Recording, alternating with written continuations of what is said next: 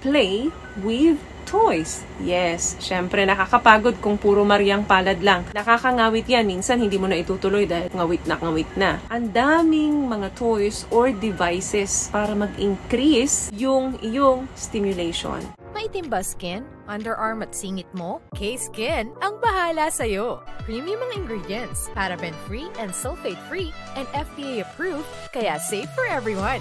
With K-Skin, ibalik ang alindog mo. Huwag nang magpahuli. Hi guys! Welcome back to our channel. Kamusta po kayong lahat? Sana ay nasa mabuti po kayo.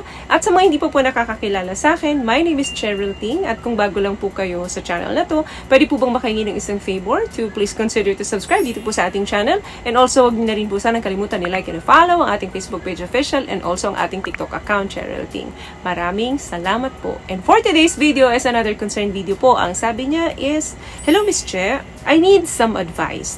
Single ako for almost 2 years na. Meaning, no partnered sex.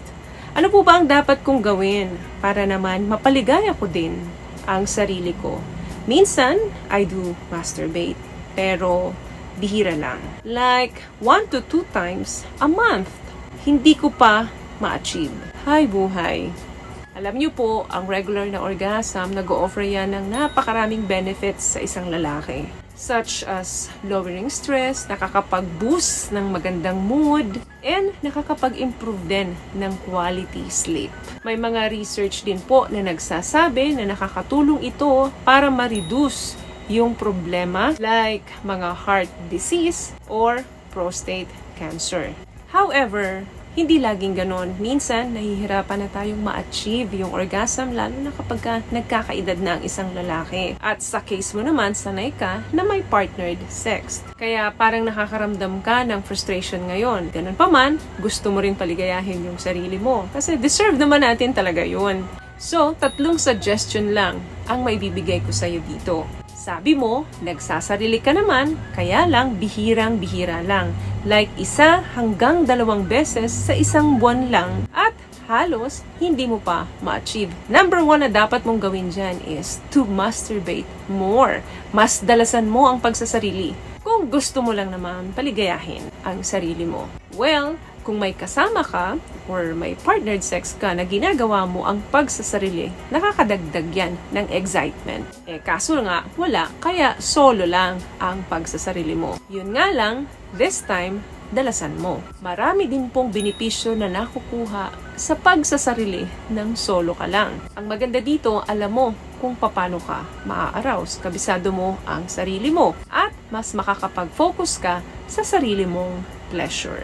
Mas bababa ang expectation mo at ang effort mo dahil mag-isa ka lang. Sa sarili mo lang ikaw may responsibility na mag-orgasm kasi nga wala ka namang partner para mas magkaroon ka ng maraming satisfaction. So better na kung dati 1 o hanggang 2 beses ka lang sa isang buwan, bakit hindi mo gawing 1 hanggang 2 beses sa isang linggo? What I love about this product, itong No More Dark Secret ng K-Skin, bukod sa may advanced whitening na siya na kung saan pwede niyang matulungan na pumuti yung mga singit-singit mo, moisturizing, meron siyang anti-irritation, antibacterial, maintain healthy pH level. Hindi lang pambabae, meron din po tayong pang-lalaki. Pangalawa, get erotic.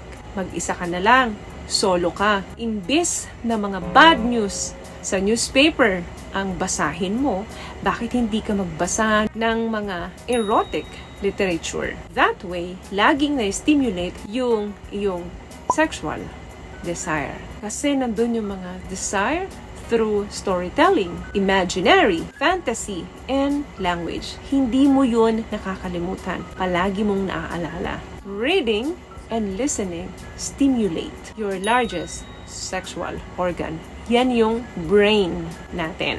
Maraming mga erotic novel and short story anthologies na kinikater neto specifically yung mga adults. Kalat yan sa mga internets, sa mga websites, o dun sa mga bookseller. So ang concern mo is gusto mong mapaligaya ang sarili mo, subukan mong gawin to.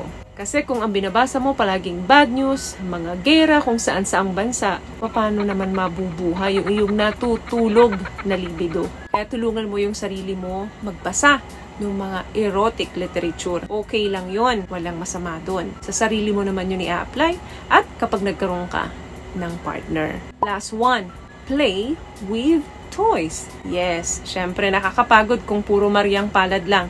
Nakakapagod kung ang palaging katuwang mo lang ay ang iyong mga kamay. Nakakangawit yan. Minsan hindi mo na itutuloy dahil ngawit na. Ang daming mga toys or devices para mag-increase yung iyong stimulation. Kasi baka mamaya hindi mo na nagagamit yan, baka mamalayan mo, weak na rin ang erection yan. Hindi lang po sa mga babae ang may toys, sa inyo rin pong mga kalalakihan. May mga penile vibrator po na mga devices na makikita nyo sa mga website or online shop.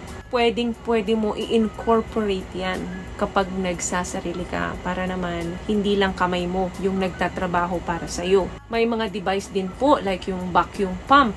Isang plastic device yun, ina-attach mo yun, nilalagay mo sa ari mo, then magpapump yun, ipapump mo para magkaroon ng blood flow doon sa iyong genital. Then mamalayan mo in just few minutes, mararamdaman mo na umiinit ka na, may erection na. So, go exploring. Huwag kang matakot na explore yung sarili mo at magbigay ng time pa para mas makilala mo yung sarili mo when it comes sa ganitong usapin. Para naman, pag nagkaroon ka ng partner, mas dagdag na yung knowledge mo when it comes to this. So, keep exploring. May natutunan ka ba sa napag-usapan natin ngayon? At kung nagustuhan niyo po ang ating video, please give it a thumbs up, comment down below, and also share this video na rin po sa mga kaibigan na sa tingin niyong matutulungan ng video natin. Once again, palagi po kayong mag-iingat at palagi po kayong manalangin. Thank you guys for watching and see you in our next one. Always love yourself and be a blessing. Bye!